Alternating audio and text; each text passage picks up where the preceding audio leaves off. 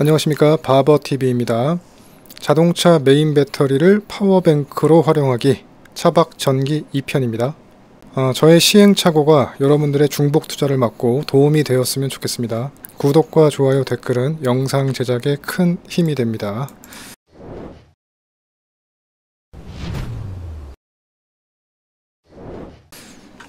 누구나 노지 캠핑에서는 전기 부자를 부러워하죠. 실제로 그렇습니다. 저 역시 보조 배터리를 많이 써왔습니다. 이렇게 올란도 뒷좌석 운전석 밑에다가 넣기도 했었고요. 이 운전석과 보조석 사이 이쪽 부분에 넣기도 했었습니다. 자리 잡기 상당히 어렵더라고요. 자, 이게 지금 운전석과 보조석 사이에 있는 거죠. 순정 상태로 차박을 하는 저한테는 이 배터리의 무게보다는 부피가 상당히 큰 문제였었습니다. 이거를 설치하면 엄청나게 걸리적거리고, 떼면 너무 편하고, 배선도 굉장히 복잡하고, 또 혹시나 이게 합선될까봐 또 걱정도 해야 되고, 참 애물단지 같다고 해야 될까요? 있으면 편한데 전기를 쓰는 건 편하지만 저 걸리적거림 때문에 상당히 불편하고, 그러다 어느 날 문득 생각을 해보니까 전기장판만 쓰지 않으면 보조 배터리가 굳이 필요 없겠다는 생각이 들었습니다. 뭐 이런 전기장판이 없다 그러면 지속적으로 전기를 쓸 일은 별로 없으니까 어쩌면 파워뱅크가 없어도 괜찮겠다. 자, 동계를 생각해 봤어요. 동계는 어차피 도킹 텐트하고 난로가 필요하니까 전기장판은 굳이 필요가 없습니다.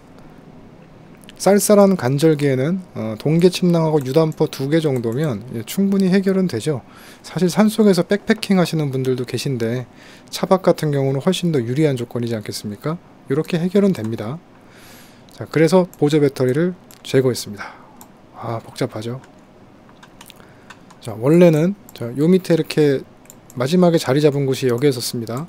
그래서 이렇게 놨기 때문에 지금 이렇게 봐서는 위에 올라가 있으니까 조금 깔끔해 보이긴 하는데, 이렇게 실제로 이 뚜껑을 열어보면 굉장히 선도 복잡하고, 혹시 이게 접촉 불량이 되지 않을까, 열이 발생하진 않을까 이렇게 염려가 돼가지고 항상 이렇게 신경이 쓰였었습니다.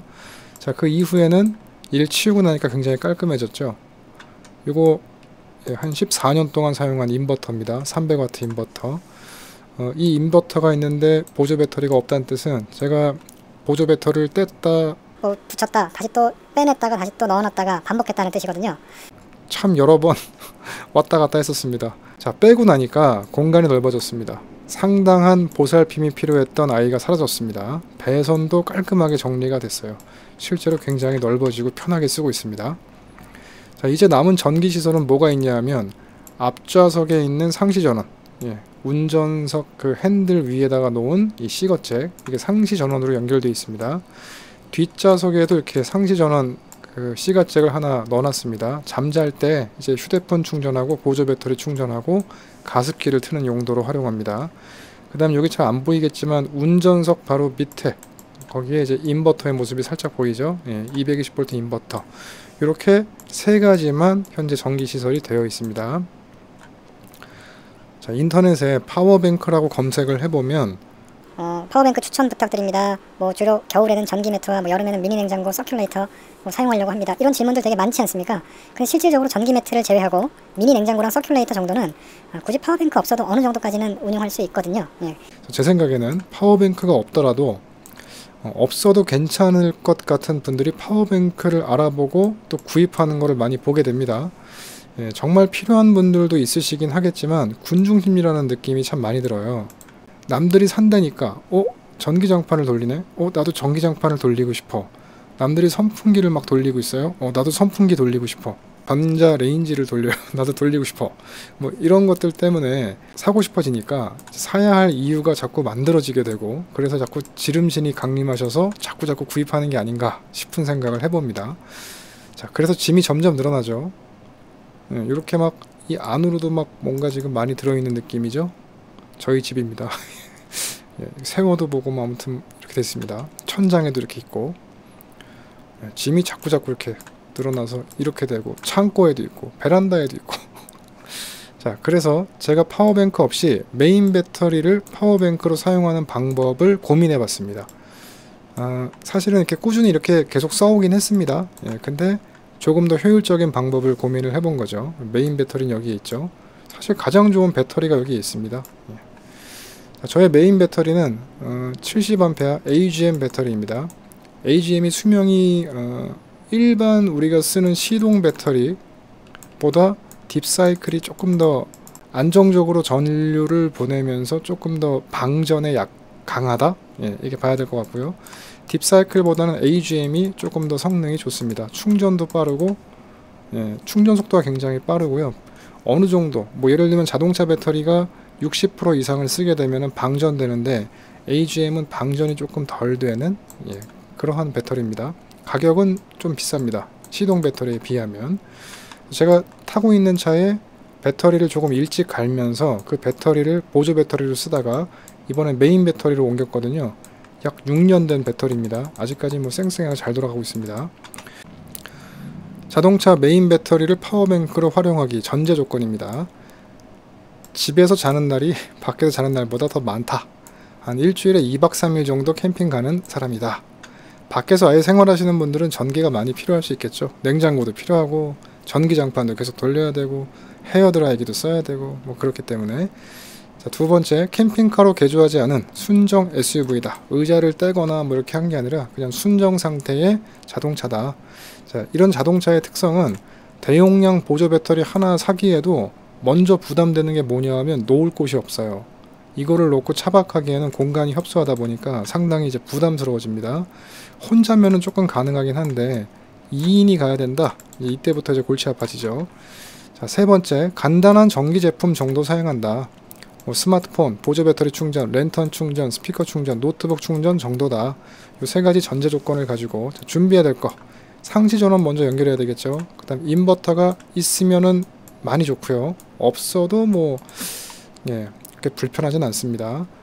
저 바버TV 영상 중에 차박전기 1편 영상 보시면 인버터 어떤 제품 써야 되는지, 상시전원 연결 어떻게 하는지, 인버터의 연결까지 나와 있으니까 오른쪽 위 링크 여기 클릭하셔서 한번 보시기 바랍니다.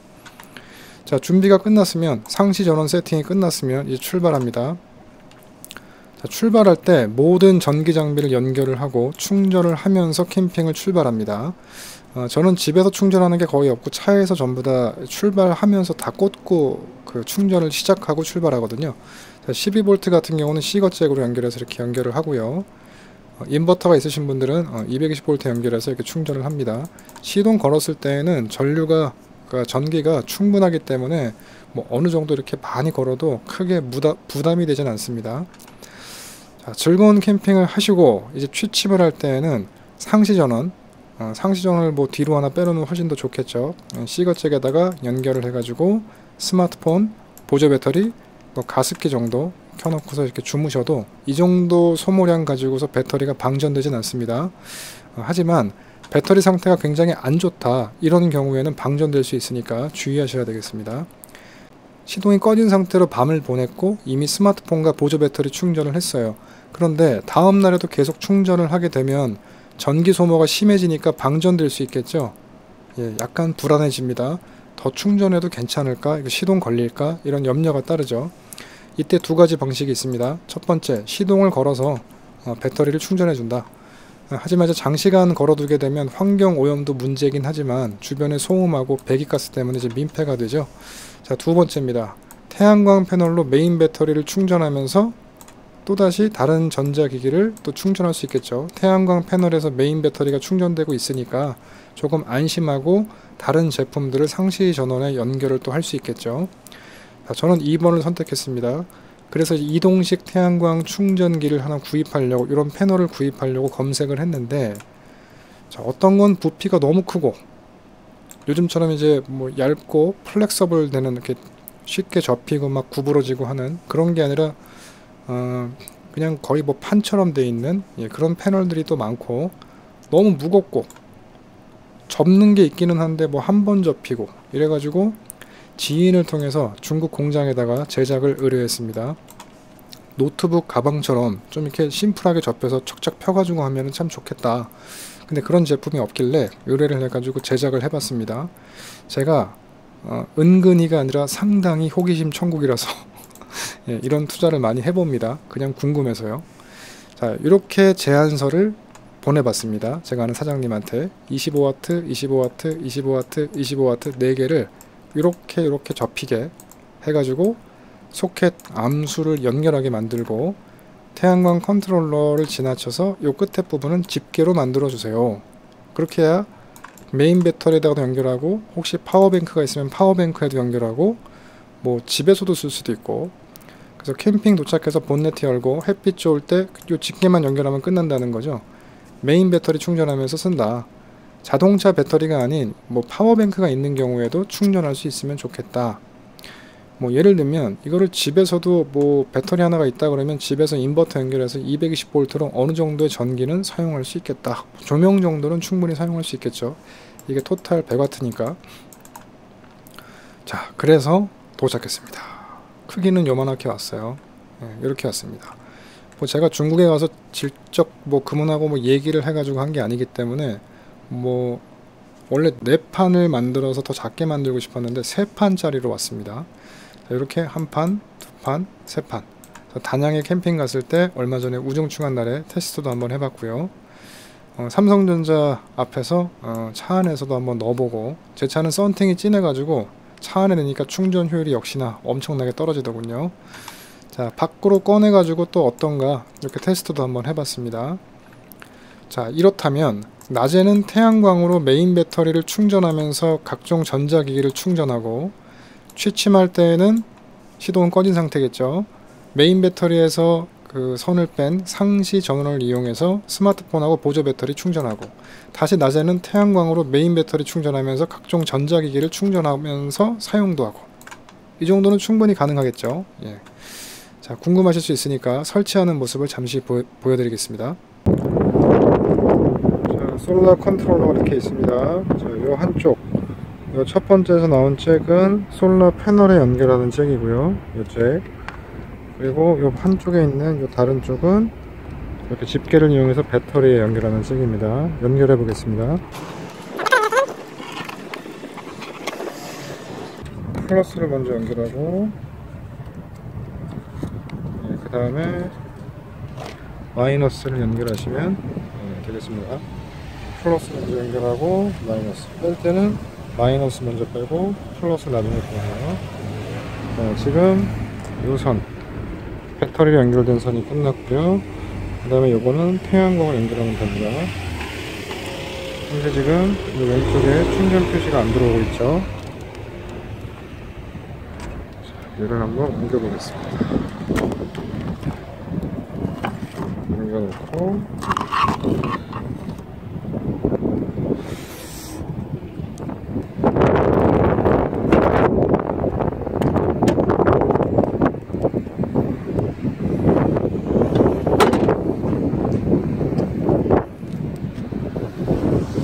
태양광 패널을 켭니다.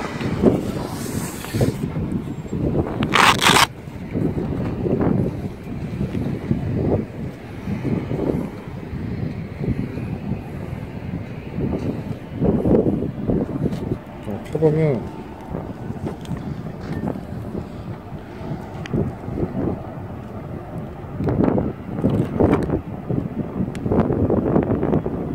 안쪽에 잭이 하나 있고 그 잭을 연결합니다. 결국 선이 2개 있는데 하나는 태양광 패널로 들어오고 다른 하나는 배터리에 집게로 연결되는 방식입니다. 자, 지금 이제 화면을 보면 태양광 출력이 지금 되고 있다는 뜻이죠. 14.4V가 태양광으로 지금 받아서 가고 있다. 배터리로 충전되고 있는 겁니다.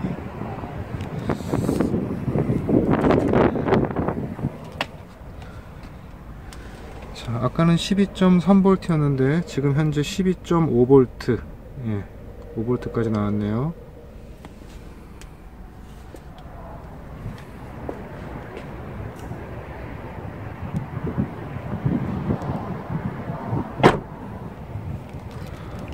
부피가 작고 가볍기 때문에 어디든지 이동해서 그냥 필요할 때마다 이렇게 메인 배터리를 충전하면서 메인 배터리의 전기를 이용해서 차에서 음악도 들을 수 있고,